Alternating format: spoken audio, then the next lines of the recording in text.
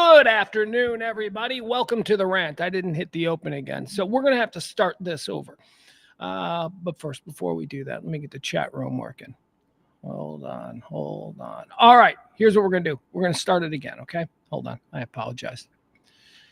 New studio, new ways of doing things. I'll explain in a minute. Ugh.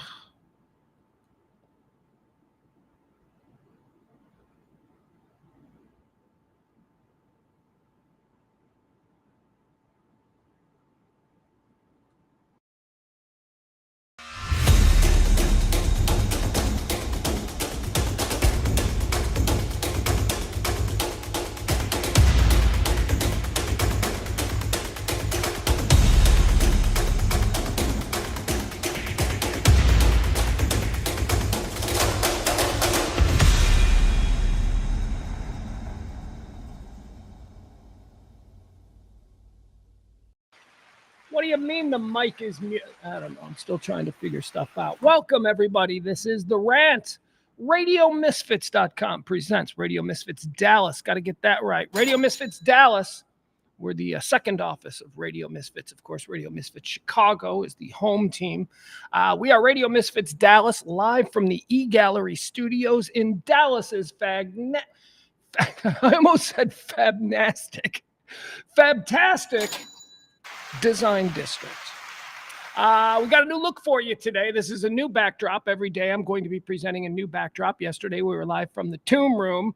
Today we're inside the Tomb Room. Today, here you go. Check this out. Look at this. Look at this giant, and again, this is another old-timey ancient thing. Actually, I don't know how ancient, but can we show that? Look at that thing.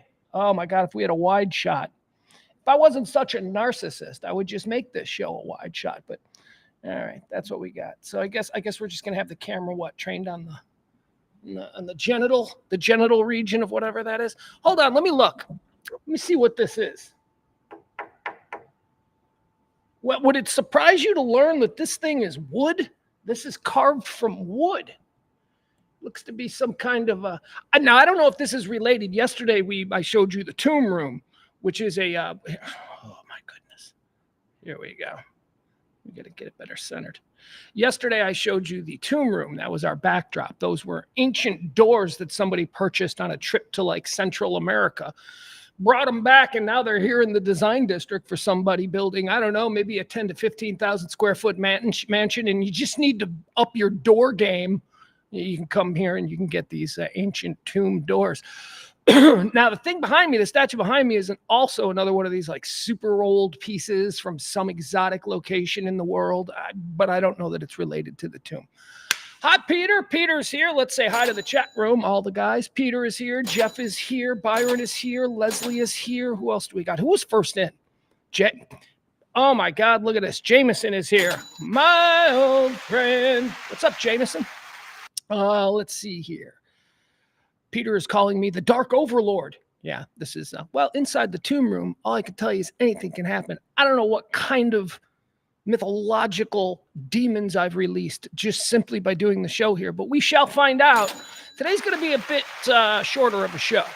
Going to have to get out of here about 1:45, okay? So just you're duly noted. I got e-gallery business, which hopefully will someday turn into business. But right now, it's just, what do they say?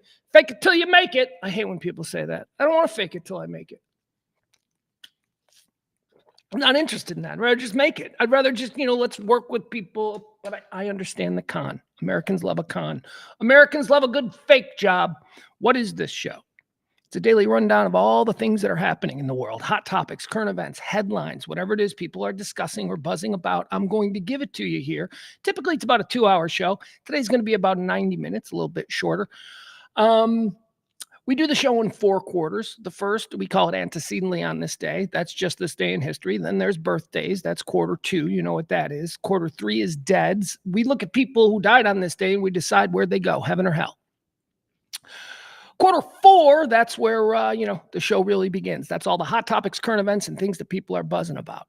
I also, it should be noted, perform this show in what is known as a stream of consciousness.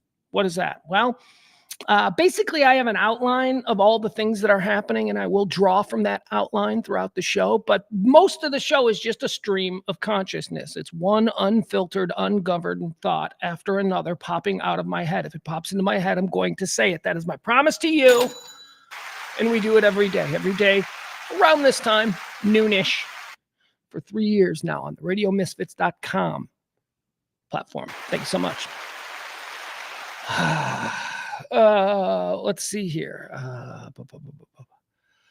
Oh, Peter says that the thing behind me, whatever it is, I don't know. I'll take a picture of it. I'll put it on Facebook, Twitter. What is it? I don't care. Then you guys can. I don't know if it's a real thing. I don't know what it is. I should probably ask somebody. You know why? You know why I don't have to ask somebody? Because if some idiot, not an idiot, I'm sorry, somebody with money and taste and sophistication and wants to spend X amount of dollars on something, I would just make it all up. I would just be like, yeah, that's the ancient Hindu god of, and then I'd say, I forget. And then I'd immediately Google ancient Hindu gods and just grab the first one that doesn't look like an elephant. Because that one doesn't look like an elephant. That one's a person. It looks Hindu to me. That's what I would say. I don't know. I'm still working on my game.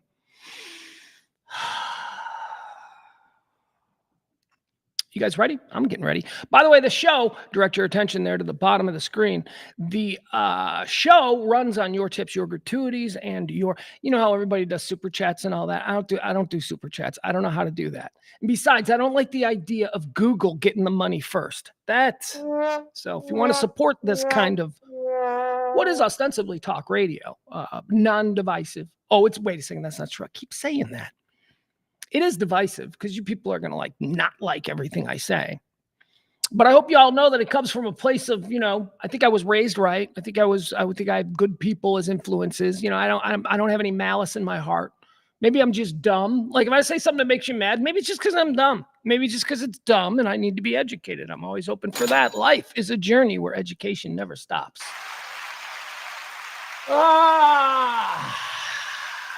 Hiya, Frankie. Look at Frank saying hi to me. Jeff Ballard's here. Hi, Jeff. Jeff says, I'd go with pre-Columbian if you were trying to pull something out of your ass. The pre-Columbian, especially, the Illinois and Iowa, which I'm sure Jeff is talking. The Mississippian culture is one that has always fascinated me. You're right. I could probably riff better on. Oh man, it does not look native North American at all. It looks very much like maybe East. That's why I went with India, because it looks very East influenced. I don't know how good I am. I don't know if I can pull. Well, it's from, the Mississippian culture that lived in this country around the year 2. I like pre-Columbians. You know why? Because of Cahokia. You guys know what Cahokia is? I lived in Illinois my whole life, essentially my whole life. Lived in Illinois my whole life, and I would go places like Boston, and then Ireland, and then, England, and you would see shit that's real history. And you're like, how come I don't have any of that? Like the history that I grew up around was this building was built in the 30s. Chicago history didn't really go back all that much. Well, they would say because there was a fire and it was all, but no, that's just.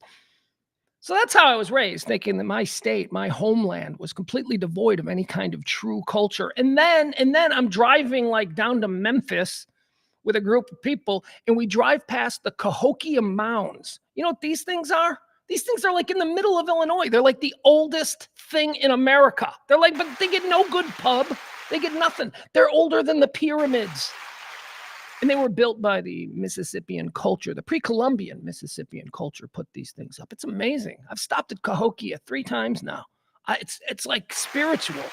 It's in the middle of farmland, Illinois. And then all of a sudden there's this national park.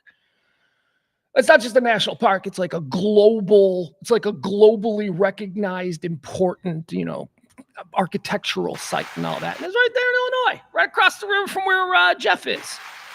We got history. We got stuff. We just didn't learn about it. We learned all about what our ancestors did over in France and Germany and Russia and all that stuff. That's what we were. We didn't learn anything about what the people who were actually here did. I didn't know there was a pre-Columbian thing until college. What do I know? Peter says we should do a museum tour and you could be our guide and BS about all this stuff. Yeah, we can do that. Like totally nonsense tour. But going in, it's going to be nonsense. That would be a test of my improv skills and my ability to bullshit. I love that. That is a truly unique, I could start that, a tour business. Kojak is here. Bada bing, Kojak. Kojak sent something. He sent some show material. Maybe we'll open that live on the show today if we get to it. I haven't opened it yet. I apologize, but I will. Frank says the most historical thing in Dallas-Fort Worth are the stockyards in Fort Worth and the Texas School Book Depository in Dallas. See, Frank, I get it. I get what you're saying. But that's like the oldest like white man history. Like you're telling me that nobody lived here in like the year 2? There was a gulf. There had to have been some sort of sustained life in the year 2 in this area. How come we don't know anything about that? And by the way, hold on, take that back. Frankie, we got dinosaurs here. Unless you're one of those people who don't believe dinosaurs existed, but we got dinosaurs in Texas. They found them. We got why didn't we ever learn about that stuff in school? I mean, I didn't because I was growing up in Illinois. Why would teach me about Texas history? That wouldn't have been a thing. All right, let me open up my notes so that we can get started here. Like I said, we got a busy day today. Did I mention tip the show if you can? That would be great. That'd be great. Not saying it's my birthday week, but my birthday is on Saturday. Huh? All right, let me see here. What do we got? Is this going to be for today? This is going to be for today. Okay. You ready to get started with the rant? I am Pugs Moran, coming to you live from the eGallery Studios in Dallas's beautiful design district with today's rant. Did you know today's the 18th day of July the 18th, 2024. It is the, what is the number there? Didn't we have the number? Wasn't today? It's the 200th day of the year. 200. I'm not going to fight with this mic all day. What if we just start it here and then it'll slowly go this way? It spins away from me. It's a chord issue. Everybody's worried about chords. We can't show the chords. Nobody fucking cares if they can see the chords. It's about the content. It's the 200th day of the year. 200 of these. What does that mean? That means 166. I know, you're saying, Pugs, there's only 365. Leap year, motherfucker, leap year. Feeling a little salty today again. Yesterday, I told you why I was salty. I'll tell you why I'm salty today. Here's why I was salty yesterday. My turn signal went out. So the whole show, I'm like, God, Jesus, I got to change a turn signal bulb. And I have very limited experience doing this. Here's what I do know. I'm not a pussy. So I'm not going to take it to somebody and have them change a bulb. I think I can change a bulb. I already have enough self-loathing about not being able to consistently change the oil in my own car. But hey, we'll get over that. A bulb, a headlight, coolant, that kind of stuff. Checking the oil. I do all that. Change a tire. Those are all things that we got to know how to do as guys.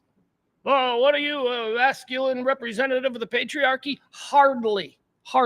I just feel like, God, and especially when you're broke. I mean, would take it to Pep Boys and have them put a $10 bulb in there? I can do it. But I haven't done it a lot. But I know I've done it in the past. So the whole show yesterday, I'm a little salty because I'm like, fuck, I'm going to have to watch YouTube videos on how to change a taillight blinker. Well, I did it. It was so easy. It's like one of those deals. I don't know why I do this to myself. I don't know why I make things so complicated. I'm like, I'm never going to be able to do it. And then guess what? I did it. I did it in like 30 seconds. I did it in the parking lot of an O'Reilly auto parts store, or wherever it was now. I don't know where I went. I went to some place on Inwood. Walked in. But now, it used to be you walk into an auto parts store. Remember they used to have the catalog? You just open a catalog. You go to your car. And then you'd find the part that corresponds because, oh my God, the chaos of an auto parts store is insane.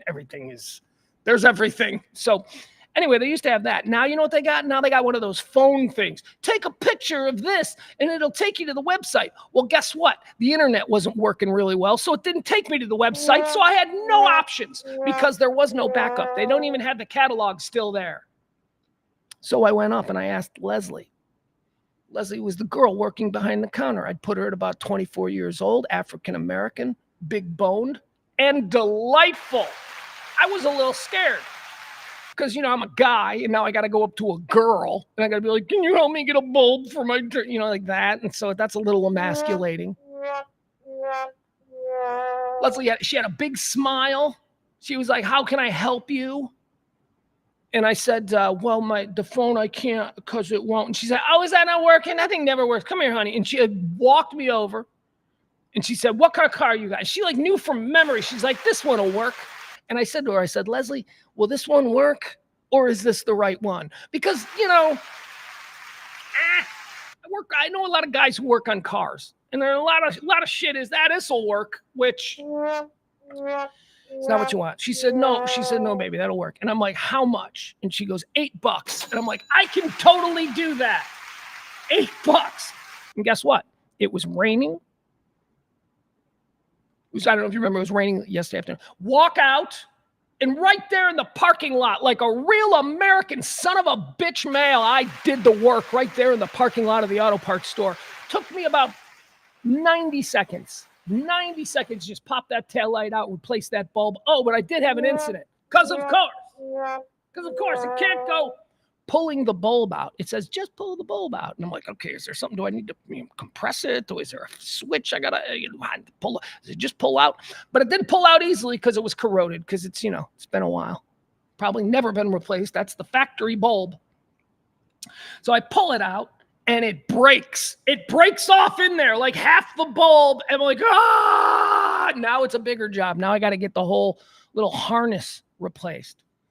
But I had tweezers in the car. Don't ask why. I'm obsessed with nose hair. That's why. I had tweezers in the car. And I went in there and I tweezed that son of a bitch out.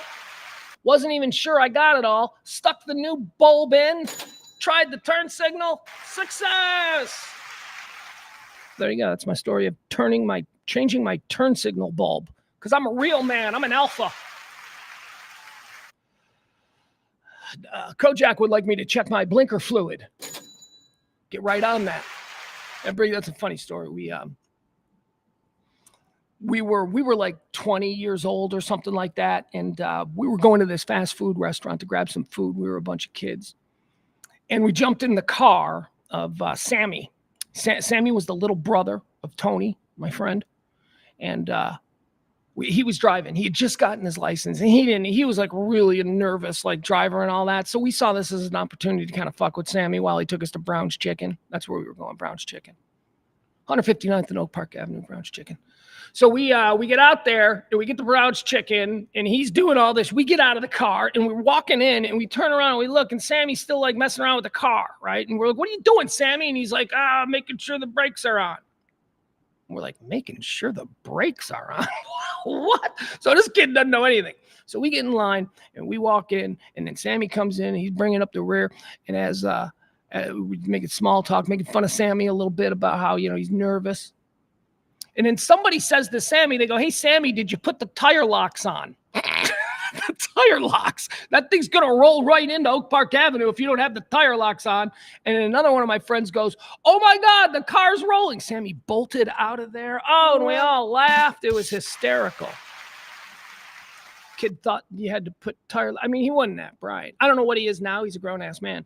But it's like, have you ever seen your father or mother when you were driving as a little kid put tire locks on? Nope, but Sammy bought it. So Kojak, I'll get right on checking my blinker fluid. What do you say we get started? Let's do it.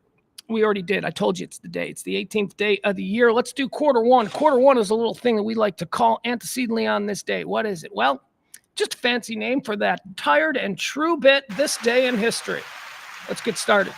This thing is going to kill me. So why does it want to turn?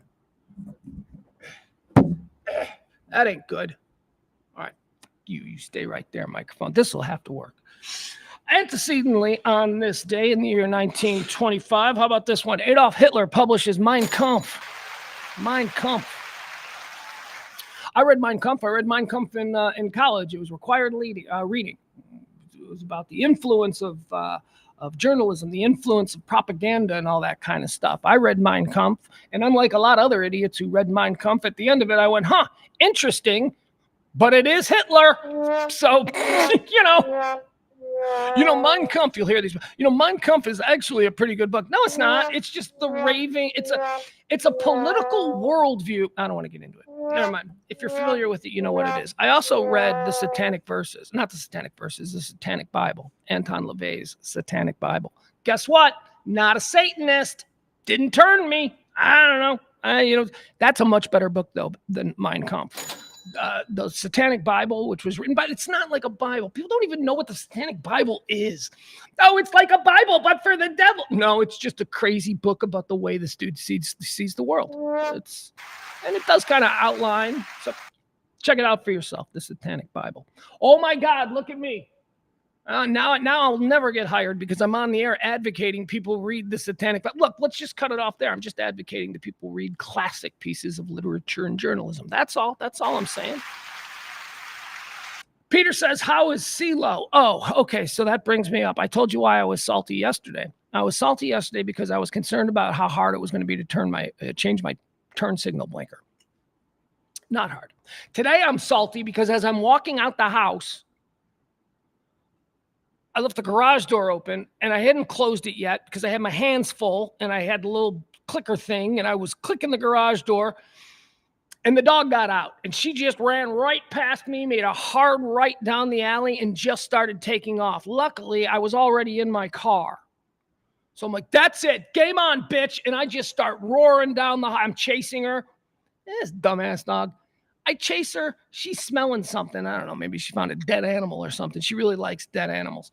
She finds something, a squirrel or something, and she stops. And then I pull up next to her. And we are at the state now with her running away where she knows she's going to come home anyway. But she just likes the thrill of the initial break.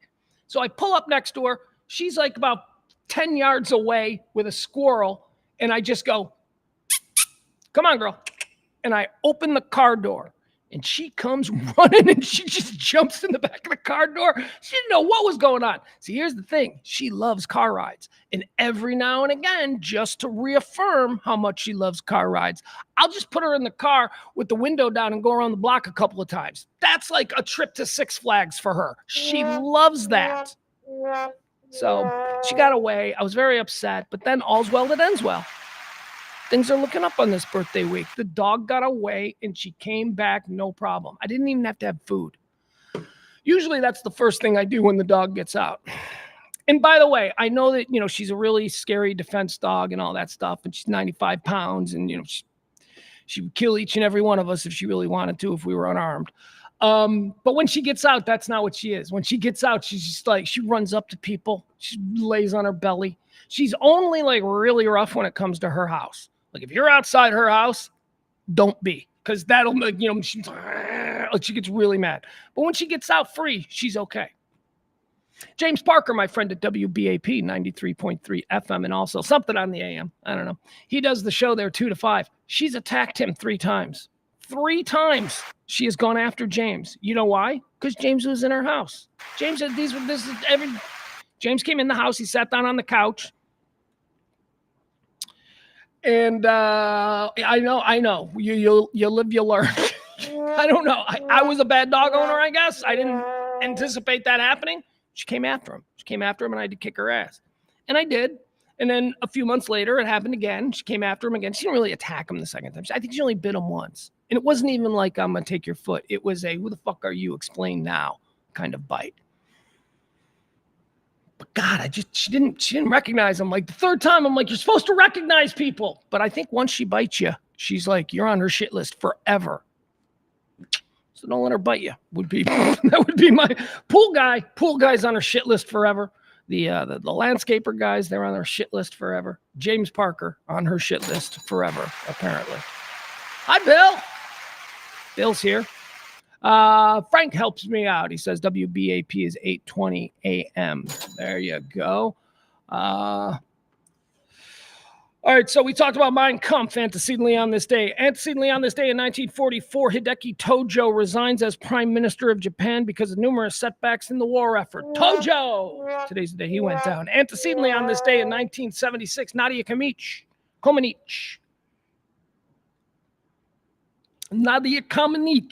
becomes the first person in Olympic Games history to score a perfect 10. I remember that. That's like one of my first sports memories. Seriously, I was probably 6 years old. And I remember how nuts everybody was for Nadia Comaneci. And I remember Perfect 10. And I also remember Bella Caroli. Remember that dude? That's the first time we saw Bella Caroli. I liked him because he looked like a human walrus. And I was little. I was 6.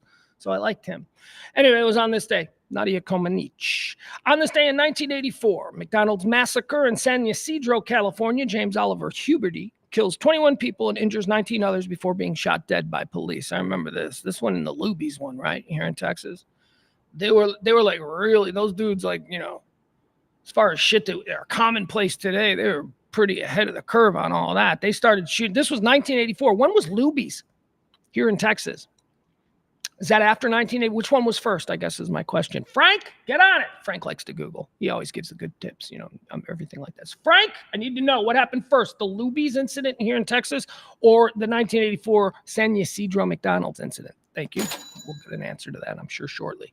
Antecedently, on this day in the year 2013, the government of Detroit, with up to $20 billion in debt, files for the largest municipal bankruptcy in U.S. history. Detroit's coming back. I got friends who live in Detroit. Detroit's coming back. Detroit, first of all, Detroit suburbs. This is, you know, I get this a lot being raised on the south side of Chicago. There is a national perception of the south side of Chicago. It's just not true.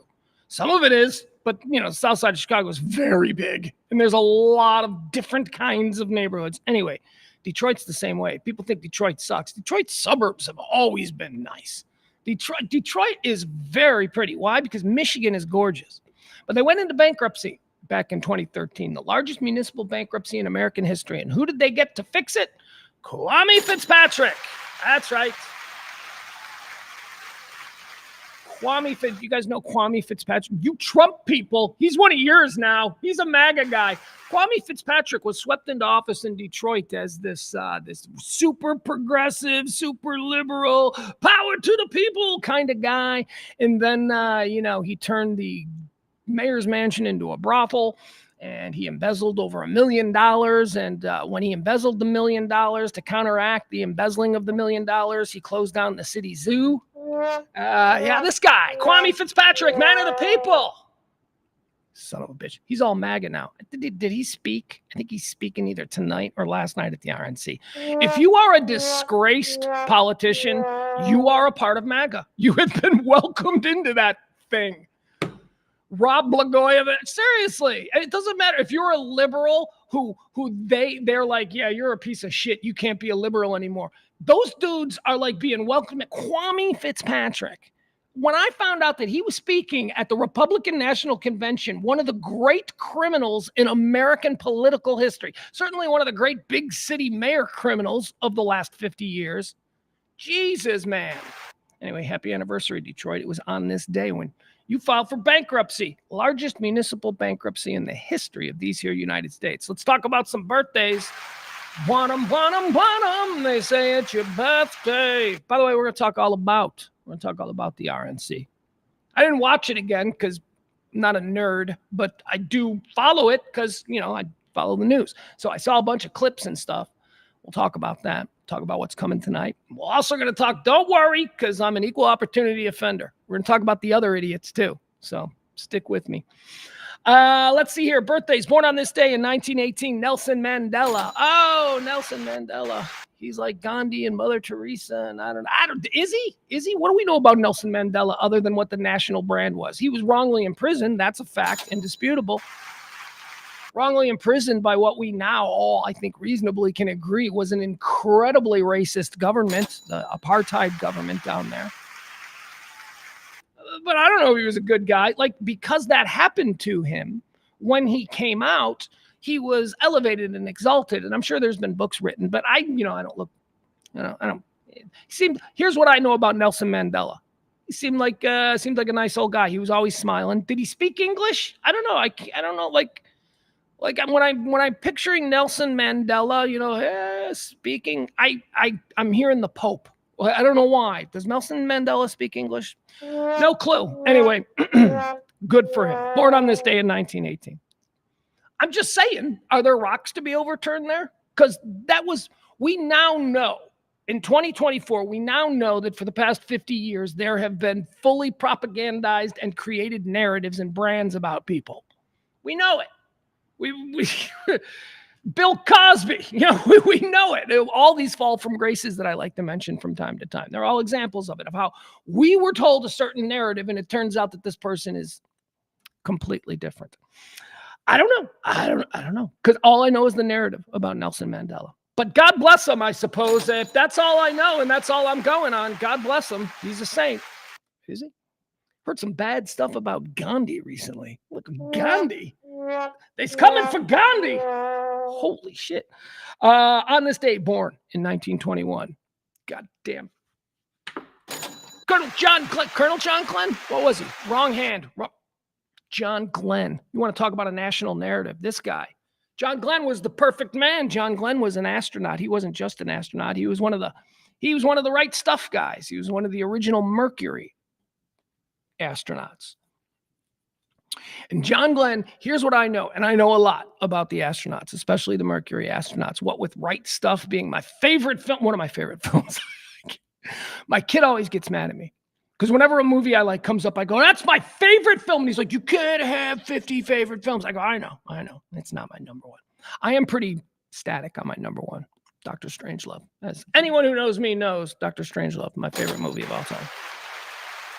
You know what else? I'm thinking like at my funeral, I might make you fucks watch Dr. Strangelove. I might just do that. That might just be, he wanted you all to sit here for 2.5 hours. I think that might be something I'll do. I don't know if we'll do that before or after they make everybody listen to the song. I imagine I'm in a casket, although they're going to burn me. Here's the thing. I want to be cremated, but I also want like the whole come look at me in my casket before they burn me. I want both. Can that be a thing? Anyway. I want when I'm in the casket, I want somebody to just take a giant boombox, and it's got to be a boombox. I want a giant boombox, and I want it placed on top of the casket, and I want Alice in Chains song, "I'm the Man in the Box," to be played. That's what I want, and I want you all to have to sit there and listen to it. I want you to laugh. I want you to get the joke. That's what I want. I want you. Come on, Man in the Box. I'm going out with puns. How awesome am I? John Glenn was truly awesome. John Glenn, of all the astronauts, and those were some wild mofos, man. Some of those astronauts, they were not great people. They were narcissistic, ego-driven. In other words, if Jackass, the show was in production back then, these are the kinds of dudes that would have been on Jackass in 1958. Not John Glenn. John Glenn, our birthday boy today, 1921. He was the real deal, man. He was the real deal his entire life. That dude was a Marine. He was a Marine officer. He did everything but John Glenn is an amazing American who I don't think gets enough credit. He'll go on to be a long-serving senator. Dominant senator from the state of Ohio. John Glenn, born on this day in 1921. Born on this day in 1937. How about Hunter S. Thompson? This fucking lunatic. I kind of resent Hunter Thompson because when I was younger, I really liked Hunter Thompson. I really thought he was fascinating. When I was fancying myself as a young journalist or storyteller or whatever it was that I thought I was, Hunter Thompson was sort of a guy who I would look to as going, well, he could do it. Well, yeah, only he could do it. That's not a lot of bad habits. There's a lot of bad journalism that we now accept as mainstream journalism in this country. And we blame journalism for everything, right? Yeah. A lot of that shit, a lot of that laziness, a lot of that fictionalizing sources for a better narrative, that all came from Hunter Thompson. And although at one point he was a hero of mine, look, time in the perspective of history, we see what has been wrought from that style of journalism. Now, did he do fun stuff? Yeah. Does it really matter as compared to like journalists who do those things that I'm complaining about now when covering serious issues like politics? Yeah, I make a distinction by that. But Hunter Thompson showed people a way of lazy journalism that seems to... Now, he was also a great entertainer, though, so there's a lot of moving parts with this. But that has always bothered me about him. Hunter S. Thompson, he blew himself up. Isn't that how he died? I think that's how he died. That was another thing that really upset me about him, because I'm like, dude, that's how you go. He blew himself up. Oh, well, the cult of Hunter Thompson will continue, irregardless of what I think he did to modern journalism or the influence, the oversized influence, really, that he's had on modern journalism. Everybody wants to get the gotcha. Everybody wants to be the guy who does the shocking thing. Stop it. Just give us the news, man. Not everybody needs to be Geraldo in the 1970s. You know, that's another guy who I've got a real issue with. Born on this day in 1950, Richard Branson. He's one of these idiot billionaires. Branson's an idiot billionaire who's going to die in a ballooning accident. That's my prediction. That's been my prediction for about 20 years. He owns Virgin. Oh my God. He is kind of cool though, of the idiot billionaire class, and I do consider them all to be idiots. He is kind of cool though, because I don't know, Virgin Records, he was in like the music business and all of that cool stuff. Spam. What is spam? These are political calls, right? I'm getting tired of all these political calls. Richard Branson, born on this day in 1950. Born on this day in 1951. We're gonna do a tribute to a That Girl actress. No, not from the old. What show was that? Marlo Thomas show, That Girl. I mean, you know, we like to point out, or at least I like to point out, my favorite that guy actors from time to time. And, you know, we do it the same with women. That girl actors, okay? I love this chick. This chick is so awesome. Here we go. Check her out. Margot Martindale is having a birthday today. Look at her. You guys know her, right? She's like in everything, and she's cool in all of it. Wait, why aren't we making these bigger? Boom, there we go. Look at her. She's like, she can play evil. She can play sweet. She can play smart. She can play trash. She can play sophistication. Margot Martindale, man, is quietly one of the great actresses of this generation. Everything she's in is great. Happy birthday to the queen of a that girl actress. Same thing as a that guy or that guy actor. Same thing, same principle. Born on this day in 1963. Happy birthday to Wendy Williams. Wendy Williams, talk show host. Wendy Williams, well-noted provocateur. Wendy Williams, mental illness patient. Wendy Williams, addict, alcoholic, all kinds of. Wendy Williams, daytime talk show host. Wendy Williams has had a very, very interesting career. Big as they come for a cup of coffee. She was up there. She had banking huge money. I mean, making millions and millions of dollars. She was big, and then I don't know when she went a little nuts. She started missing her show. She started having these issues.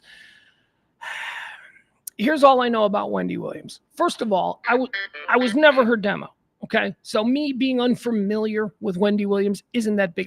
I know her because, as I say, for a period of time, she appeared to be ubiquitous in urban media. Okay, and then she's on TV everywhere, so I know who she is. She did remember that documentary they did a couple of months back? Like her family members started filming her, like what's going on with her. And it was just like really, it was real, man. It was like she's got serious problems. I only watched, I think, like one episode of that, and I enjoyed the one episode.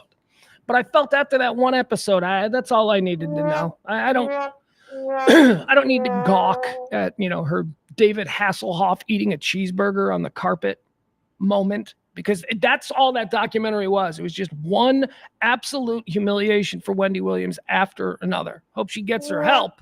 Don't know anything about her other than, you know, she was a wreck. Born on this day. Let's see. Who else do we have? Oh, sorry. What is going on here? My Google Drive went a little nuts. Born on this day in 1967. Happy birthday to Vin Diesel. The D's. Diesel. Vincent Abraham Desilesky. Not his real name, but probably, I don't think Vin Diesel is his real name. That's too big. That's too cool. That's too actory. It is. It's like, it's Vincent Abraham Desilesky. It's something really like Eastern European and Jewish.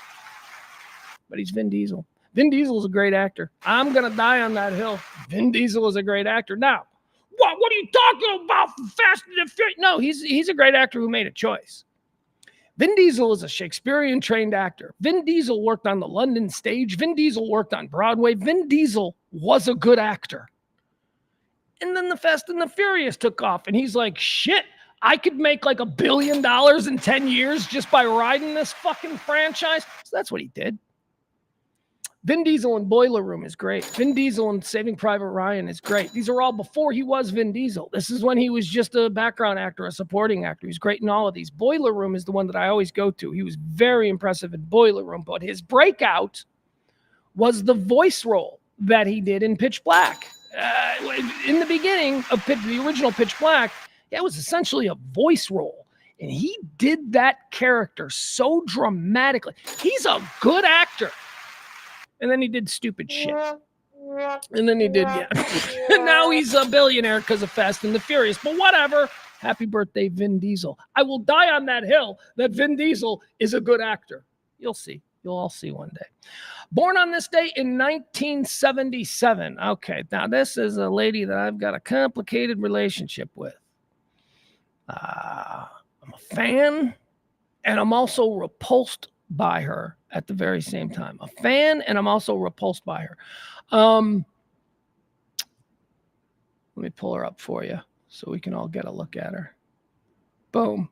There you go. That's right. Kelly Riley is having a birthday today. Kelly Riley. Kelly Riley plays Beth Dutton on Yellowstone. Don't know if you like Yellowstone. I do. I like Yellowstone. I don't like cowboy movies. I don't like... I mean, I'm not going to say I don't like horses, but I'm fine with horses, but they're not like a draw for me. There's nothing about Yellowstone that I should like, except for maybe Costner, because I'm a big Costner head. Although I ain't going to see that stupid Western. And that looks dumb, that Horizon. And the second one got pulled from theaters, so I guess that's over with. But that was worse than Waterworld. Oh, my God. The bomb Kevin Costner just survived. I like Yellowstone because of him. That's why I started watching, because I like Costner. Then I liked Rip. I'm like, oh my God, I like Rip. And then all of a sudden, you know, I'm dealing with this fascination with this stupid show, Yellowstone. I'm sorry. It's an interesting show. The storyline is good. It's a soap opera. Everything doesn't have to be Succession. You know, everything doesn't have to be, no, you know what's really going on is you got to read between the lines. Yellowstone is a very good show. The story was interesting. I kind of fell off. I don't know if I saw the last couple episodes. Like, I got to where Costner became governor, and, you know, and I was kind of out. But I'll catch up. I don't have a problem with it. But let's talk about Kelly Riley, this lady right here. Boom. There you go. Is that it? Yeah. Okay, so that's Kelly Riley. She plays Beth Dutton. I have a very complicated fixation with her. One, I think she's hypnotically beautiful. Like, not traditionally Hollywood gorgeous.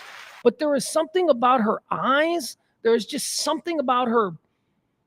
Well, now you all know that I like bitches, right? I've told you I am attracted to a girl who exudes confidence, who will put you in your place, who doesn't give a shit. I also like a girl with a degree of sophistication mixed into that bitchy attitude.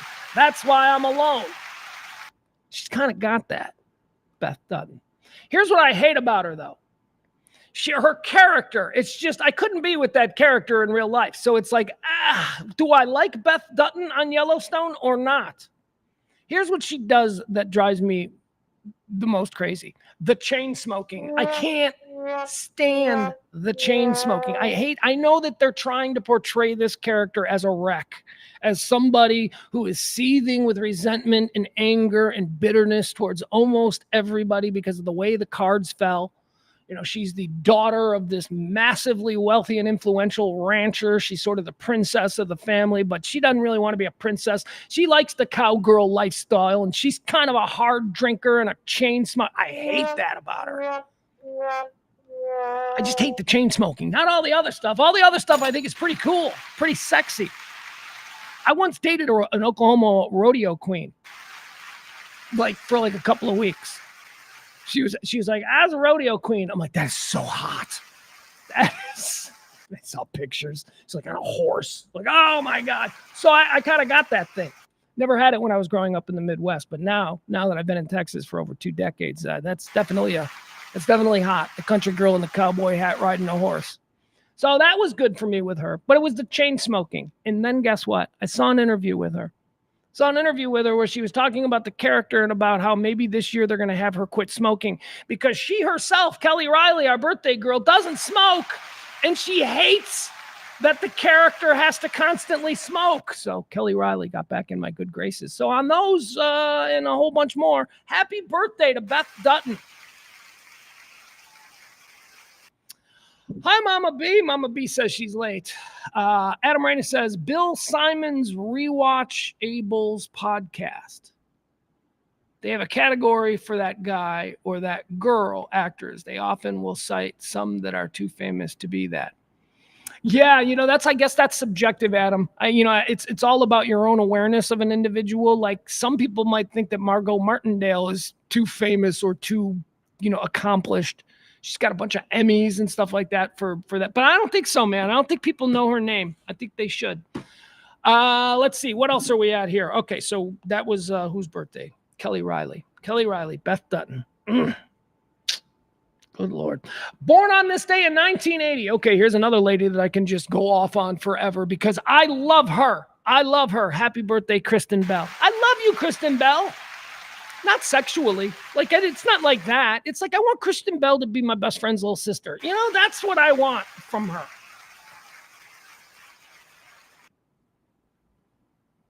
Or maybe like my friend's wife. No, because if we're doing that, she is hot enough. Why wouldn't I just make her my wife? It's my fantasy. Why has she got to be my friend's wife? But that's not really my attraction to her. My attraction to her is that she just seems so wonderful and she's so good in everything. And I remember the very first time I saw Kristen Bell in something. It was in Deadwood. Do you guys remember Deadwood? She stood out to me immediately. And I thought, holy crap. She played a girl. Now, you know who Kristen Bell is, right? So you're picturing her. Now picture her at like 19, just even more innocent looking and blonde and just perfect and tiny, a little petite. She's probably like 5 foot tall, blonde hair, big, beautiful eyes. So imagine her. So her character in Deadwood was, the premise was she had wandered into Deadwood with her brother and their family had been slaughtered by Indians and they needed the help and care and they were good God-fear. And it turned out that she was just like a super con woman who was like really evil and all that. And I remember when that character in Deadwood, the Kristen Bell character, took that heel turn, I was like, holy cow, this girl is not going to be forgotten soon. And she's had a great career since then. I guess she was Veronica Mars, right? Then she was on the CW. I didn't watch that. That's not really, again, a show that demoed to me. She's been in a bunch of things. Forgetting Sarah Marshall, just so great in that. And then, of course, that show. The other place. The next place? Why can't I think of the name of that show? It is such a good show. I consider it one of the best sitcoms of the last 10 years. This is me getting older. My birthday. Good Place. The Good Place is what it was. That's it. She's adorable. She is an adorable and good actress. And her husband, man, Dax Shepard. Oh, here's what I love about them. This couple. So Dax Shepard does the podcast, Armchair Expert. So good. It is such a good podcast. Forget that it's, the dude from Up the Creek or whatever. Just forget that it's Dax Shepard. Forget that it's the guy from Idiocracy. Although don't, because that's probably his greatest role and his most important film. Dax Shepard's like a hack actor. He's funny. He seems very likable, but I didn't expect anything big from him. Kristen Bell, you always think, you're like, oh, she's the moneymaker in that family. Kristen Bell is the bankable, working Hollywood actress who does TV. She does movies. Dax is just along for the ride. So Dax does this little podcast, Armchair Expert. And just this week, I think we talked about it. Just this week, it was purchased exclusively by Amazon for $80 million. Guess who's the breadwinner now? That's just great for them. That's great. He's going to leave her probably. Now Dax Shepard's going to leave Kristen Bell, start hanging out with Angelina Jolie, something like that. All right, let's do some deaths, right? Or no, are we done with birthdays? Yeah, Kristen Bell is the last one. All right, deaths. These are people who've died. These are people who have died. Let's jump right into it, shall we? All right, dead on this day, John Paul Jones. He formed the Navy. He's an American hero. He's in heaven. Dead on this day in 1969, Mary Jo Kopechne. Chappaquiddick. Remember Chappaquiddick? I'm an Irish Catholic Kennedy family, whatever. It's all part of my family brand. We're Kennedy Catholics. We're Kennedy Democrats, whatever. I remember being like 18, 19 years old, and for the first time kind of realizing and learning about what Ted Kennedy did at Chappaquiddick. And boy, oh boy, did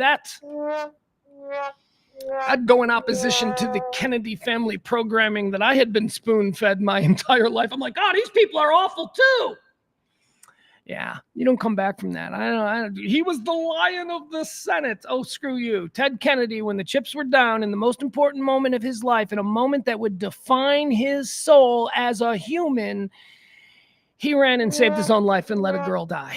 That's who he was when that moment arose, okay? So don't tell me about, he got school lunches in racist cities. He left a woman to die. He made a decision in that moment. He was a young man. That is not, I think, one of them. That's an instinct. You are either a person who does what Ted Kennedy did, or you're somebody who saves that individual, or you're somebody who dies trying to save the individual. Either way, that's one of them life moments where you really find out who you are. Ted Kennedy failed. On this day in 1969, Mary Jo Kopechne, teacher, dies in a car accident in Chappaquiddick, New York. Dead on this day in 1989. Oh, by the way, Mary Jo Kopechne is going to heaven. Of course she is. Dead on this day in 1989, Rebecca Schaefer. Rebecca Schaefer. Do you guys remember Rebecca Schaefer? Rebecca Schaefer was supposed to play the role in... Yes, Rebecca Schaefer was an actress. She was on a sitcom called My Sister Sam. Sam was Pam Dauber from Mork and Mindy. It was a pretty successful sitcom. It was about two sisters of two different generations. Pam Dauber was a little bit older. And then Rebecca Schaefer, she played the sister, who was younger, but a teenager. And in real life, she was a woman in her 20s. Rebecca Schaefer was being cast by Francis Ford Coppola to play the role in Godfather 3 that eventually went to Sofia Coppola. That role, after it fell out with Rebecca Schaefer, would be offered to Winona Ryder, who came in, and I think she did a whole bunch of work on it, and then they were like, yeah, no, or something. I don't know. But anyway, the role was eventually played by Sofia Coppola. That was Rebecca Schaefer's role. She was supposed to play that. Rebecca Schaefer was murdered by her stalker in one of the most horrifying Hollywood stories. She had this dude, Robert Bardo was his name.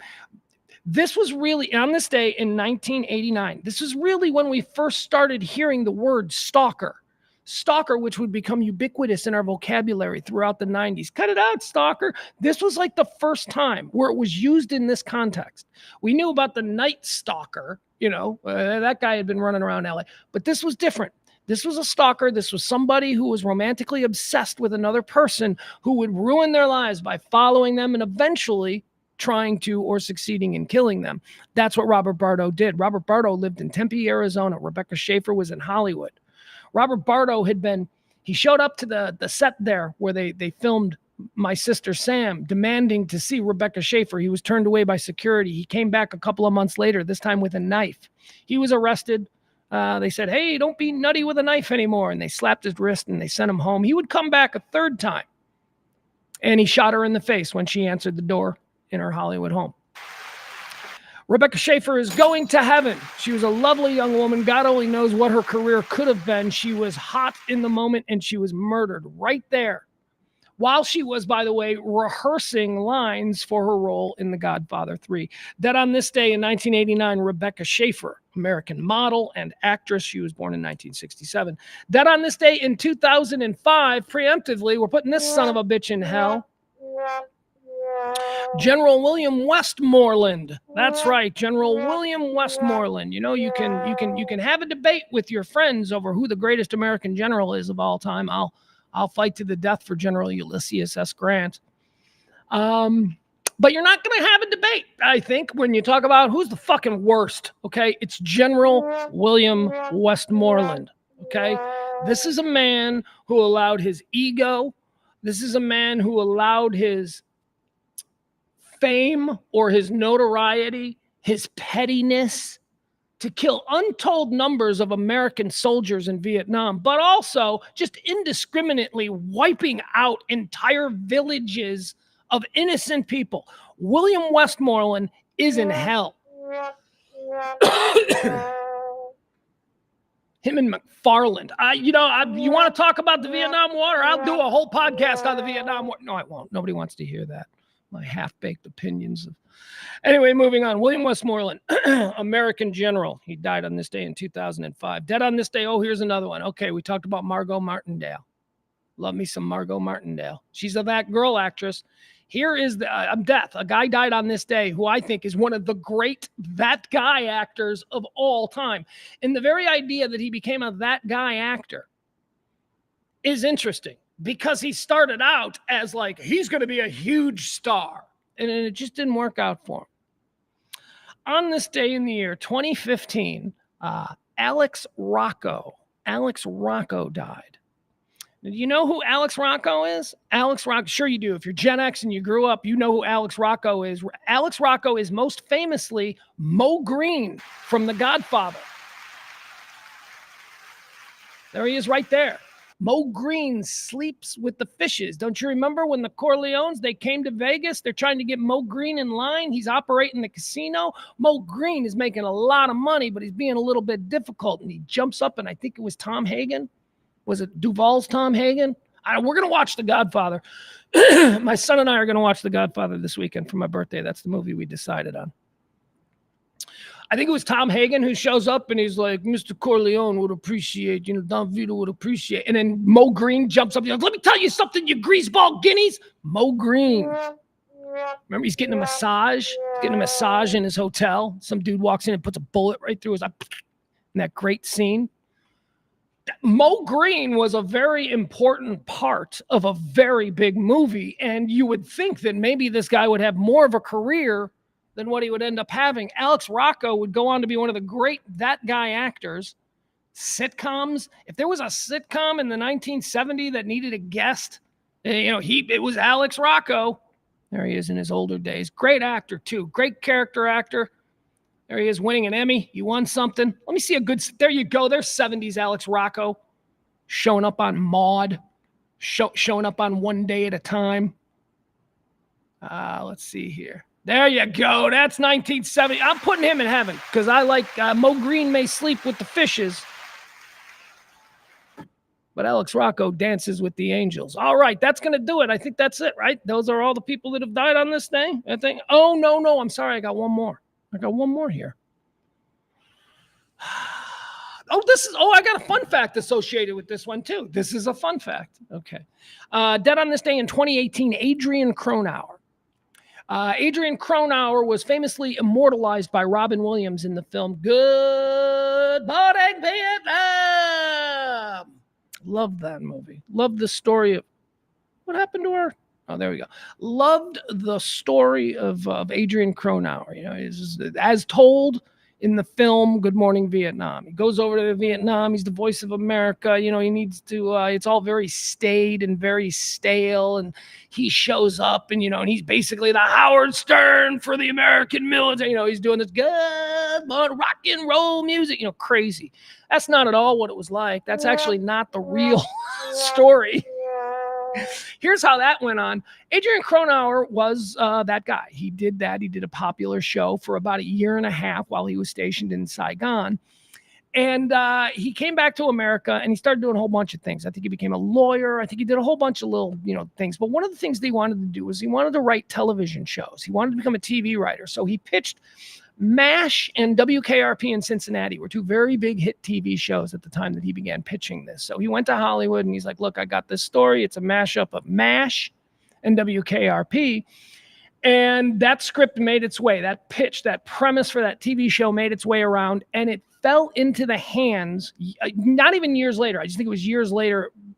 It fell into the hands somehow of Robin Williams. And Robin Williams saw a character here that he felt that he could do. Robin Williams would go on to do a whole bunch of other movies, blah, blah, blah. And then 10 years later, or whatever it was, Robin Williams went, I have all the power in Hollywood right now. I can do whatever the hell I want. And if you remember how big Robin Williams was back then, say like 1985, 86 or whatever. I think this movie came out in 88. he was writing his own tickets. So that's when he reached back. He found this old TV things. He handed it to a screenwriter. He said, develop this into a vehicle for me. And that is the story of Good Morning Vietnam. It is not Adrian Cronauer's story. Yes, he did open every show with Good Morning Vietnam. That was real. And Robin Williams used that as a kickoff to this completely different character that Robin Williams created. That is not what Adrian Cronauer is like. Here's my fun fact. I promised you an Adrian Cronauer fun fact. So he wasn't the only, the movie made it seem like he was the guy. There were a whole bunch of guys like after him, like he was only there a year and a half, then there was another guy who did mornings. And that guy in mornings, he kept doing the Good Morning. And like 12 guys did the Good Morning Vietnam sign on there at that radio station. Adrian Cronauer was the first. He did it first. That was his. But then everybody else kept it and everybody else did it. You know who replaced Adrian Cronauer when Adrian Cronauer had to be cycled out or whatever they do there in the military? The very next person who started the tradition of doing Good Morning after Adrian Cronauer was Pat Sajak. Pat Sajak from Wheel of Fortune is the guy who replaced Adrian Cronauer. So Pat Sajak is a guy who also did Good Morning Vietnam for years. We're putting Adrian Cronauer in heaven because I always liked this story.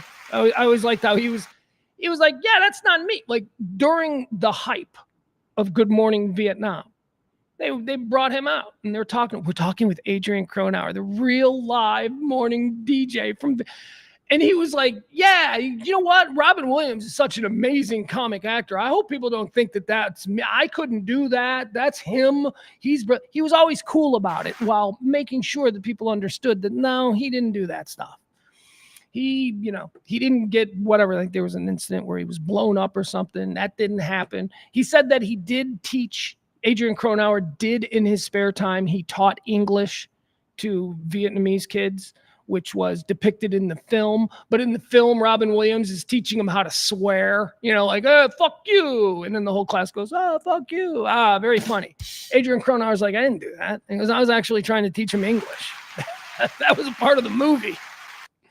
Anyway, Adrian Cronauer was a cool guy. He died on this day in 2015. That's going to do it. The first 3/4 of the show are in the book. So let's move forward now into all the things that are happening today. I would like to one more time remind you, this show runs on your gratuities. Tip the show if you can. It sure would be appreciated. Thank you to Mama B. Mama B tipped yesterday. She would be the executive producer of today's show if we still did that. Thank you, Mama B. Let's see here. All right, so a little bit different today because I don't have a TV around me. So let me check something really quick before I jump into the top story, because there was a story that I was watching that was developing. I don't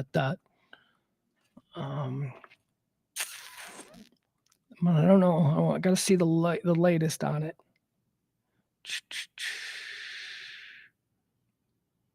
What? Ugh. Oh, God, stupid polls. I don't know if that's a real poll or not. We'll go over it. I'm trying to. Okay. So just before we signed on today, I was watching the news. I don't have the TV.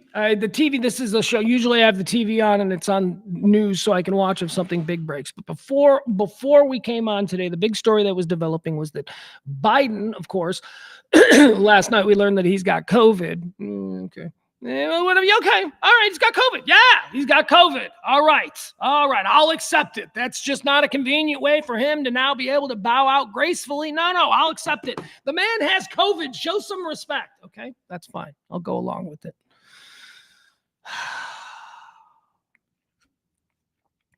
But now this morning, the dropout chorus is back in full effect. Last week, after the debate, there was the whole, he needs to drop out. And I'm with him. I think he needs to drop out. That was the chorus. We were told, wait 10 days. Let's see how much damage the debate did to Biden's poll numbers. We waited 10 days. New polls came out. They were still tied. The debate had zero effect on Biden's numbers. just like the convictions had almost zero effect on Trump's numbers. So the chorus died down, right? Didn't Biden make a speech and everybody's like, he's back, baby? And so it's like now the people who are like, he can't win, he can't win. They were quieted over the past few days, week, I'd say, by people going, okay, let's put that one to rest. You got it out of your system. He's our guy. Let's roll. Which is very distressing to someone like me. So I'm like, no, let's not roll with him. So it's back. The Biden chorus is back. I don't know if it is a direct result of Trump and the way he handled the assassination, which cannot be denied. I'm not a fan of that guy. I've told you since the 1980s, I thought he was a punchline, and now a whole bunch of people taking him real serious. I don't think so. So that's always been my vibe on Trump. He seems like a con man to me. Always has. But nobody in the history of an assassination attempt, aside from maybe Teddy Roosevelt, has handled it better. I'm telling you, that guy with the fight. I mean, that's the most badass thing. Fuck. Like, people who really hate Trump, in their quiet moments, they see that and it hurts. It hurts them. It hurts that that's how he reacted. That was crazy. But the court, at that point, I guess the chorus is back. He's got to resign. He's got to resign. But now it's coming from some very important people. Nancy Pelosi has apparently told Joe Biden last night that there is no way that he can win, and that for America, not for his ego, not for I can beat this guy. Yeah, sure you can. But the stakes are much higher than you and whether or not I beat him before, I can beat him again. No, Joe, the stakes, this is what Nancy Pelosi tried to get through his head. And it was apparently after that conversation that suddenly Biden's got corona. Okay. Now I look at these things and they're all connected. And one thing they want to do for Joe Biden is they don't want to humiliate him. So they got to create some kind of story. Why? Because they're all just naturally duplicitous. They can't just say, you know what? He came to his senses. He can't win. Why? Because that might hurt his feelings. I want a president who's tougher than that. Okay, so that's just another reason why I don't think that dude should be around. You're telling me that he's been filled with a bunch of people surrounding him, telling him all kinds of nonsense? That's apparently something that Obama told him. That the people around you are not giving you the real numbers, Joe. So Pelosi and Obama are two people who are now apparently, Pelosi we know for sure, the Obama thing we don't have any kind of real confirmation, but apparently those are the two who are telling him you got to go. And you got to go now. So as we were signing on here, CNN reported in breaking news, which means that this is big to them. I know CNN, just stop it. But as a journalist, I can tell you the mechanisms that have to happen, how something is a big story, and you can tell it's a big story. So anyway, before we were signing on, CNN came on with the breaking news, top and senior. They went out of their way to really make it seem like this is not just a source. This is a high-ranking source. Senior White House officials, something about Biden going to drop out. Biden changing his mind this weekend could be when the dropout happens. It was first reported by Axios. It was then followed up by CNN. So that's what I was looking for when I said, hold on, before we get started, let me see if there's anything here. Frankie points out Schumer as well. Look, they're all of them. All of them now. All of them who were quiet in the first round, the 72 hours after the debate, the ones who were quiet. And then the ones who didn't raise their voices when it seemed like it was all coming to an end, where people were, last week when it was like, see, where's all the Biden should step down people now? They were quiet then. But after the assassination, apparently now we've got the big names. Adam Schiff. He's out there in California. He's like, Biden, you got to go. I'm going on record now. Pelosi, Biden, you got to go. Going on record. Barack Obama, Biden, you got to go. Not sure that one's on record. Chuck Schumer. So it's just real convenient about the coronavirus thing. This is he was supposed to be campaigning relentlessly this weekend. When Axios reports that he could be making an announcement this weekend, that would tell me that might be real, because if you were going to make this announcement over the weekend, you were going to wait till after the Republican convention, because that's probably what he's going to do. He'll probably address the nation from the Oval Office. You would wait till after the convention. And I lost my place. Hold on, I need a drink. I just think it's happening. I really think it's happening. I don't know who they're going to go with. They might be like, it's Kamala time, to which I'll be like, no. But okay, all right. I got people I like. You know I like Andy Beshear. I like Andy Beshear coming out of nowhere. He's the governor of Kentucky. He's a pretty good dude, methinks. They love him. The conservatives love him there. The left loves him there. He's very popular, Andy Beshear. He shows how, you can just be a decent person. You can work with everybody. Anyway, we're going to have to look for that this weekend. We're going to have to find out if Biden's going to step down or not. People are coming out of the... Actually, you know what? Here, let me do it this way. We'll pull it up.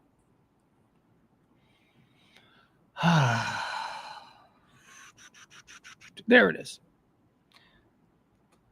Please be true. Top Biden aides believe president will drop out of the race. Axios and CNN report. President Joe Biden could be dropping his re-election campaign as soon as this weekend. Several top Democrats have told Axios in a stunning report. Mike Allen of Axios write, we increasingly hear top Biden aides, including ones who initially urged him to fight on after his disastrous debate on June 27th, 21 days ago.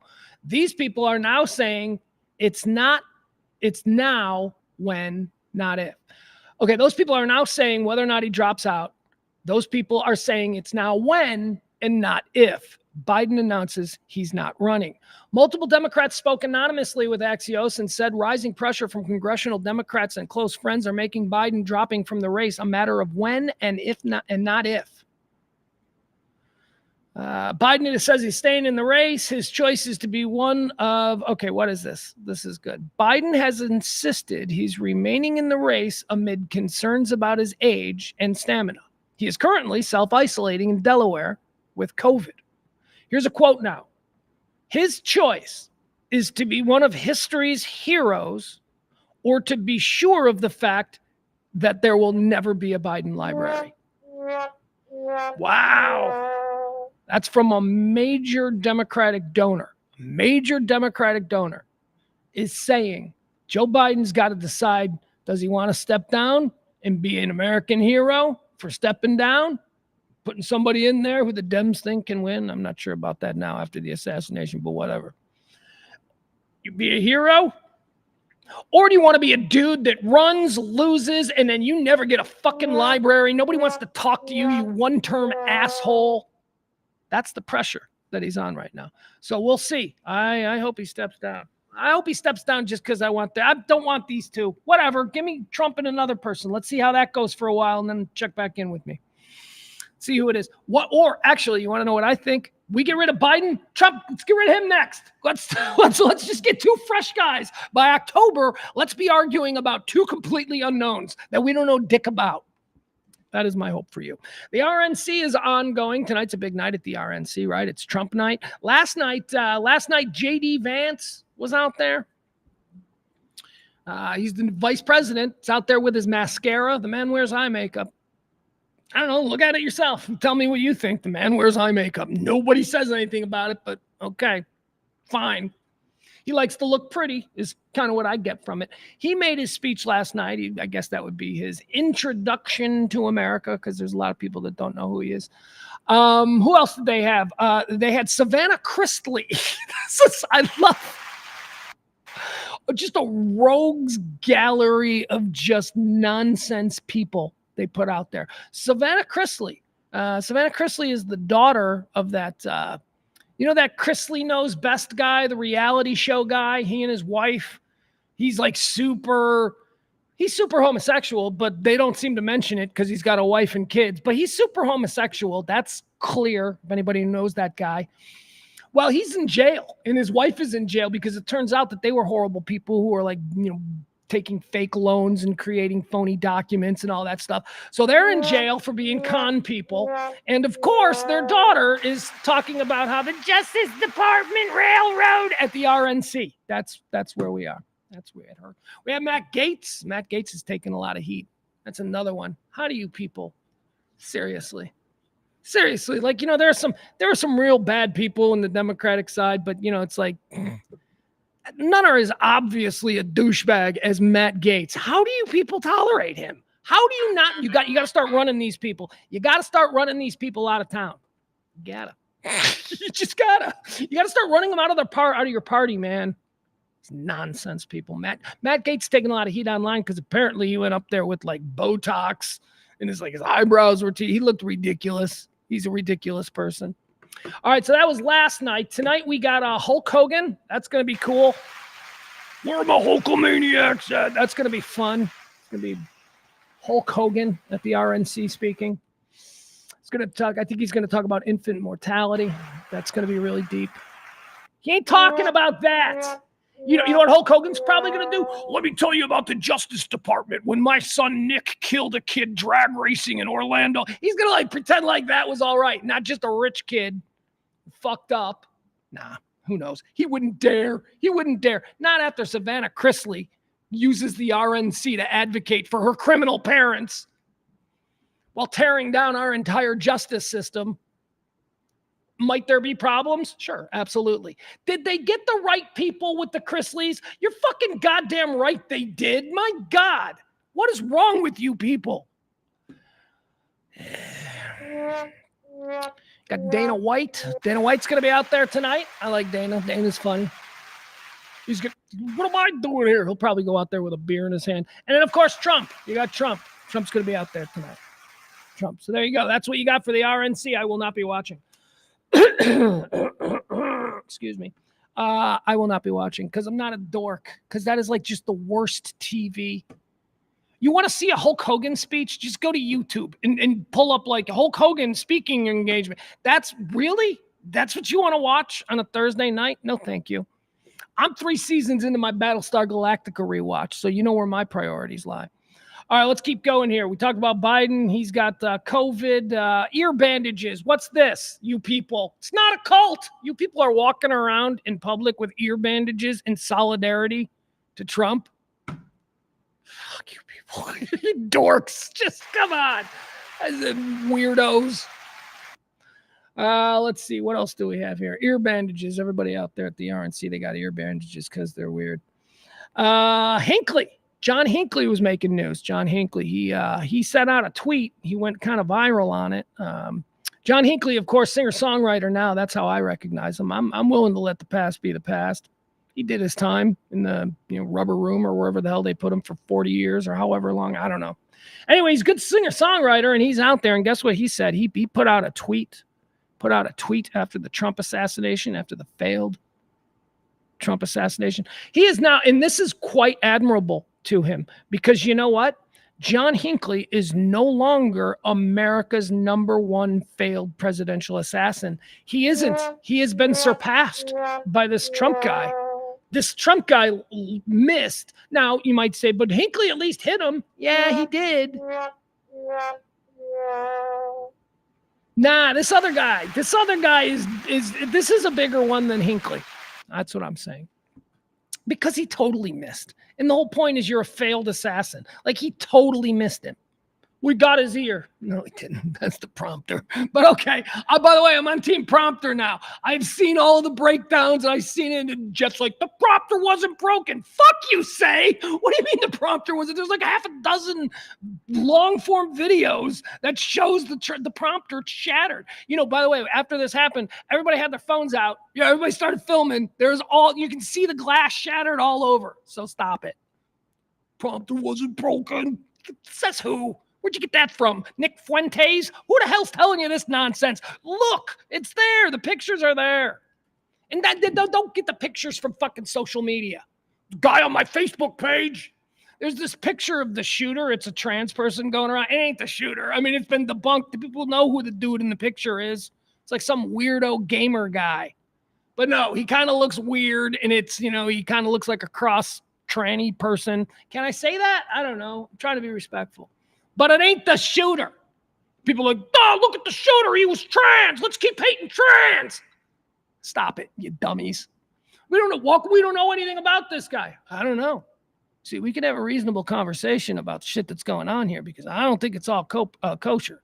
But all the nonsense doesn't need to be like our baseline for where we start our investigation here. It's not how it works.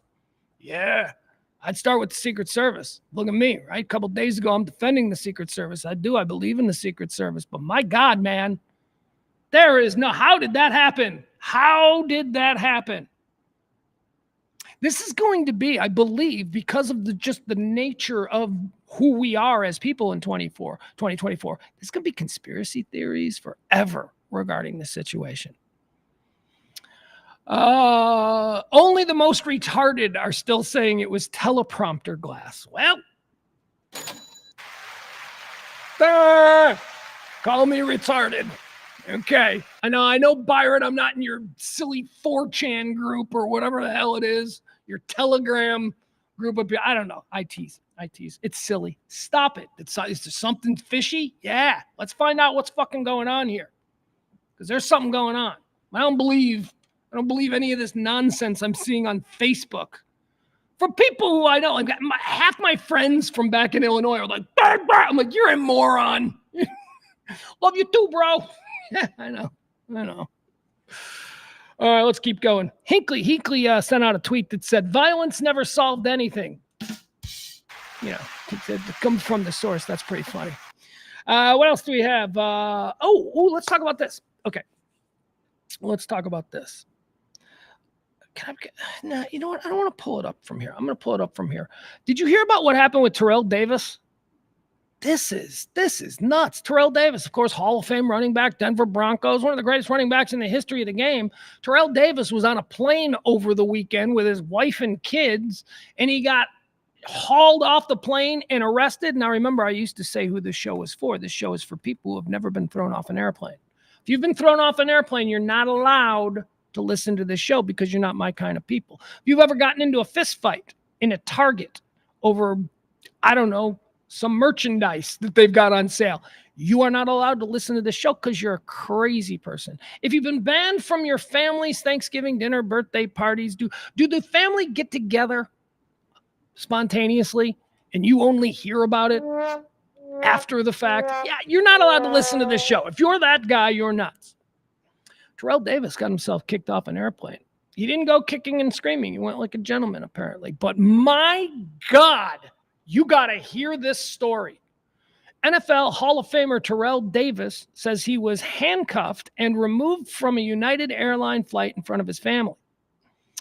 NFL Hall of Famer Terrell Davis is speaking out after he says he was wrongfully handcuffed and removed from a United Airlines flight over the weekend following an incident with a flight attendant on board. A flight attendant. So here's what's happening here. They're flying from Denver. They're home in Denver. It's Terrell, his wife, and his two kids. They're flying to California. And during this beverage service where the cart comes up the aisle, his young son, who I believe was like 8 years old, asked for a cup of ice. He said to the flight attendant, the little boy, "May I have a cup of ice?" And the flight attendant completely ignored him and then moved up to the next row and began serving the people in the next row. Seeing this, Terrell Davis, who was seated next to his son, reached up and tugged on the jacket of the flight attendant, who was now past them in the next row. Reached up and tugged as if to say, "Excuse me, can I get a cup of ice for my kid?" The flight attendant, and by the way, this was backed up by everybody in the immediate area. Everybody, not even related to Terrell Davis, everybody else in the immediate area was shocked by the way the flight attendant responded. Remember now, Terrell Davis just reaches across and tugs on, excuse me, can my kid get a cup of ice? Excuse me, can you get a cup of ice? It was greeted by the flight attendant saying, "Don't hit me!" Turned around, screamed, "Don't hit me!" and then stormed away, leaving the cart there. not to be seen again. Apparently, this flight attendant was just absolutely devastated by Terrell Davis asking. So somebody comes back, the cart disappears, the plane lands, right? Flight goes off as normal. I don't know if the kid ever got his ice or what, but, flight goes off as normal. Nobody says anything. Plane lands in California. Before anybody is allowed to disembark the aircraft, federal agents storm the plane. Apparently, they've been told there's a big, scary black guy beating up a flight attendant. That's what the cops thought. That's what the cops were told. Because this flight attendant, I was assaulted. Oh, he's gigantic, officers. Please, you're going to have to send backup. So they all show up. Before, folks, we're going to need to remain seated. We would like the gentleman in seat 4 to stand up. And, they did that whole thing in front of everybody. This is Terrell Davis. This guy's like a multi-millionaire. He's a Hall of Famer. And if you're familiar with his career, he always seemed like a pretty cool guy. He wasn't a mouth. He wasn't a talker. We don't see him. He doesn't crave the spotlight. He's not Deion Sanders, is my point. He stands up. He walks out. They put him in handcuffs in front of his kids, and they walk him out.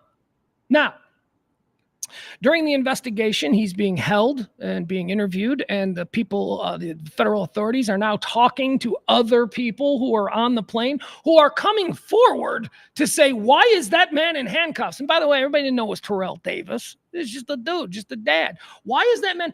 The cops there got the story, and the cops are like, oh, we're so sorry, sir. And they let him go because based on what everybody said, and then based on an interview with the flight attendant, the police and the feds or the FBI or whoever it is that handles that kind of thing, they made a snap judgment in the moment that the flight attendant was fucking nuts, totally overreacted, and that this man never hit the flight attendant. So Terrell Davis was released. Flight attendant has been fired. Or actually, wait, I don't know. The firing was a misreport. Let me see what it says here. United Airlines is like, yeah, we're really sorry. Because apparently everybody who saw it was like, he didn't do anything. During the exchange, Davis alleges that the flight attendant, who has not been publicly identified, shouted, "Don't hit me," and left the beverage cart to hurriedly run to the front of the plane. Davis says that he recalled both himself and other passengers on board being very confused after witnessing the reaction from the flight attendant. Terrell Davis says, I thought nothing of it. Other than this spectacular employee, or other than this particular employee was incredibly rude and blatantly wrong in his accusations of me hitting him. I did not see or interact with him further for the entire duration of the flight. The retired NFL player said that once the plane landed in California, 6 FBI and other law enforcement agents boarded the plane and placed him in handcuffs. He alleges that he was removed from the flight in front of his wife and children. Davis says the incident has left him humiliated, embarrassed, and powerless. Now, he says, I'm just angry. During questioning, it was rightfully determined by the agents that this flight attendant was inaccurate in his accusation. Oh, really? Inaccurate, but still the man has to be put in handcuffs in front of his kids. Inaccurately. Why? Because just like this flight attendant. Can you imagine the flight attendant? How flamboyant and how, stop it! He must have been. During questioning, it was rightfully determined by the agents that the flight attendant was inaccurate in his accusations. The agents profusely apologized to Davis, even offering to support him and family in any way possible, he wrote, which means that if there is a lawsuit, they're like, yeah, we're the FBI. Yeah, we'll be on your side. We'll say, we found out what was happening here in this person in United Airlines. You should give them money. In an email to NPR, the FBI confirmed that agents and local law enforcement at John Wayne Airport responded to a report regarding an incident that occurred aboard a flight. While they did not confirm specific names or details, the agency told NPR that an individual was detained for questioning, was very cooperative with law enforcement, and was then released to continue his travels with his family. That's how they're describing Terrell Davis. United Airlines tells NPR that it has removed the flight attendant from their duties while the airline closely reviews the incident. The airline adds that it will continue to work with Davis and his team to discuss the incident. Goes on to say, a quote from United Airlines, "This is clearly not the kind of travel experience we strive to provide, and we have reached out to Mr. Davis's team to apologize," the airline said. Holy shit. So Terrell Davis is going around telling this story, and I saw this story last night on, I think it was on CNN, What a gentleman Terrell Davis is. I just can't believe that individuals, crazy individuals, have this kind of power. Now, I know this isn't like a terror incident or anything, but that this flight attendant, because of the world we live in, anything that this flight attendant reports, having observed on the flight, is taken super seriously. This flight attendant is obviously an idiot. This flight attendant is obviously somebody who's very extravagant, very dramatic, very whatever, maybe having a bad day and just didn't want to give the kid whatever. Terrell Davis, his plane incident. Hey, there's a suicide pod. Anybody interested? Just in time for the 2024 elections. That's right. There is a new thing that you can buy. It's called a suicide pod. Oh. What, you don't have a car? A car in a garage. Isn't that a suicide pod? That's the first suicide pod will be used. First suicide pod soon in Switzerland. Show you a picture of this thing. What are they going to have these? What are these going to be at malls? You're just going to where? Because you can't buy these. You're going to use them once. Nobody's going to buy a suicide pod. You're going to use it once. Although maybe that's why you buy it. You don't care. You don't really give a shit. You go out and that's what a suicide pod looks like. What it does is you go inside, you lay down in the O2, the oxygen is replaced with, I'll tell you exactly what it is. I don't know, you suffocate. It's that whole thing. It's the same thing, the people do in their garage with their cars and all of that stuff, but now if you're rich and depressed, you can spend a whole bunch of money and you can buy a suicide pod. Okay, here's a fun story. Italy has a problem with American tourists, especially at this specific place. American tourists need to stop trying to fuck the ancient statues. That is a problem. They're even discussing banning Americans from being able to get anywhere near them, and they say it is a distinctly American situation. Here, I'll show you. Here's some pictures of it. Americans, we're the worst. When we travel, we just don't know how to behave. All right, so apparently people are doing it for like Instagram and stuff. Like, look at this. Like, look at this chick. They're like, please don't fuck the statues, Americans. Please just don't come over here and like do this kind of shit. They want to ban Americans from being able to visit these tourist attractions in Italy because more and more recently, Americans seem to be using this as an opportunity to make crazy Instagram pictures of them doing all kinds of depraved things with these ancient works of art. That's America, baby. That's who we are. What's that? What's going on with that? What's that thing? What's that thing right there? Why is that? There we go. All right.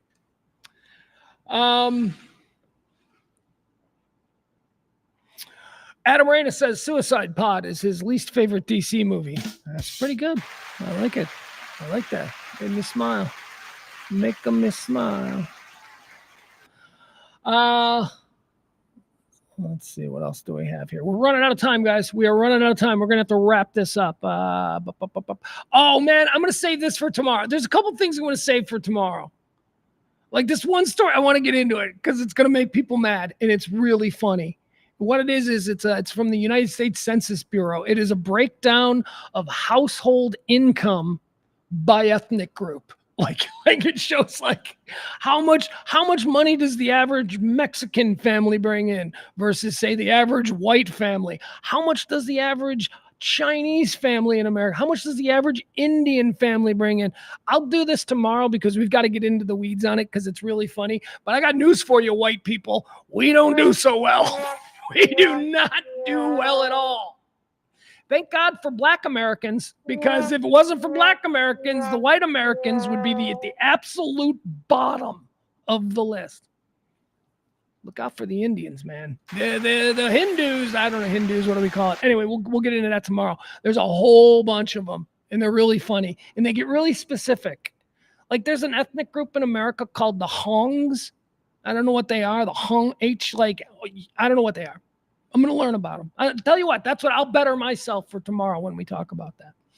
But like the Hongs, they average like $105,000 a year in their family households. It's like they're like way up there. I'm like, who are the Hyungs? Who are these people? Let's see what else. You know what? I had some thoughts. I don't have time to go into this properly. So I finished watching this season of The Bear last night. It's been out for weeks. You know how I like to binge watch stuff. I want to give a full review. I want to talk about the good. I want to talk about the bad. And don't trust me when I tell you, I'm not one of these people who thinks that there's nothing bad about the Bear. No, there's a lot of stupid shit. It's not great. This season was not great. This was easily the worst season. It does seem to me like this season was created solely for there to be a fourth season. Because this was all exposition. This entire season was just exposition on the characters so that we get to know them. It didn't really move the plot forward. There were some distractions with, the relationship with Claire and all that stuff. I want to get into the Bear. I want to do we'll do it tomorrow because I've got a really, I think, thoughtful and well-considered review of the Bear. I'll tell you something that I did like last night. I appreciated I think I watched the last 2 episodes maybe last night. Why did it take me so long to binge it? Because there were episodes this season that were not great. They didn't move. They were like, ugh. Anyway, I did love there was a scene at the closing dinner of a restaurant that means a lot to the main characters. It's going out of business. But there was a scene yesterday, Adam and I got into a fight about Grant Acholz, or how do I say that right? Acholz, whatever. He's like the guy that everybody in Chicago says is who Carmy is based on. There's another dude, Curtis Duffy. Is it Curtis Duffy or is it Curtis Grace? Curtis Duffy Grace, maybe that's it. It's another guy. Anyway, the character of Carmy is a big mashup of all these guys. But Grant Achatz is the dude in Chicago cooking. He runs Alinea. Alinea is because Adam's like, you don't know. And I'm like, no, dude, I do actually. I mean, like I remember when Alinea was opened. I remember anyway. Never been there, would never go there. Too expensive, and you got to wait 2 years to get a dinner table, but whatever. Anyway, he's like the big guy in Chicago. Chicago has a very good culinary scene, very good one, world class. I don't know that a lot of people think that. I think people think Chicago food is pizza and hot dogs, and it is. We get the market cornered in blue-collar working man food as well. But as far as the high-end stuff goes, there's almost 30 Michelin stars in Chicago. That's just in the city. We're not talking about the suburbs. In the city of Chicago, there are 30 Michelin stars that have been awarded to different kitchens. Now, you're probably wondering, is that a lot? Dallas has 0. Dallas is a restaurant capital of America. Dallas has 0 Michelin stars. They might get one. They've got Michelin. Dallas has Michelin-starred chefs who are working here, but they didn't earn those stars for the places that they're working currently in Dallas. So it's a really great food scene, and Grant Achatz has sort of always been, at least for the last 25 years or so, since the turn of the century, Grant has always been the guy in Chicago. And there was a great scene where Luca, the character of Luca, this was in the funeral dinner episode, Forever, the restaurant on The Bear. I don't want to ruin it for you. But just a fun fact, Luca, the guy that Luca is pestering to the point where he finally is like, I got to get out of here. I got to leave. That's Grant. That's Grant Achatz. That's the guy who, and you can tell by the way Luca was like fawning over him, that even in this room full of theoretical genius chefs, some pretend, some fictional, many real. That dinner scene, those were like half of those people were real chefs at real restaurants around. They really do the chef thing right on that show. I'm a chef groupie. I like these guys. I think they're cool. They're like artists. They're like real temperamental and awful and all of those things. Anyway, I thought that scene, was he in there before? I hadn't noticed him before. And then there he is, and Luca's like, "So did you use air to get that?" And Grant is like answering the questions really nice until finally he's like, "I gotta get out of here." Oh, also the dude. Another fun fact about the Bear that I didn't know: Chi-Chi, Chi-Chi, the guy who brings the vegetables into the kitchen. The guy's got a mustache. He talks like that. He's got a real Chicago accent, and he's like, "You got to get the beef window open." That guy there. They're talking about the beef window. That guy. I didn't realize that's the actual owner of Mr. Beef. That's not even an actor. That dude's not even an actor. That dude owns Mr. Beef. He's the son. He inherited it from his dad. His dad started Mr. Beef in like 1965. The bear is shot at Mr. Beef, that restaurant, the outside establishing shots, of Chicago's original beef, which was what the bear began as. That's Mr. Beef. That's Mr. Beef. We talked about Mr. Beef yesterday. Sally, Mama B, she doesn't like Mr. Beef. I don't mind Mr. Beef. I think Mr. Beef is good. I think Mr. Beef is better than Al's, which is, might be blasphemous to some people's ears. I think Pops is better than all of them. There you go. That's enough. I got nothing else.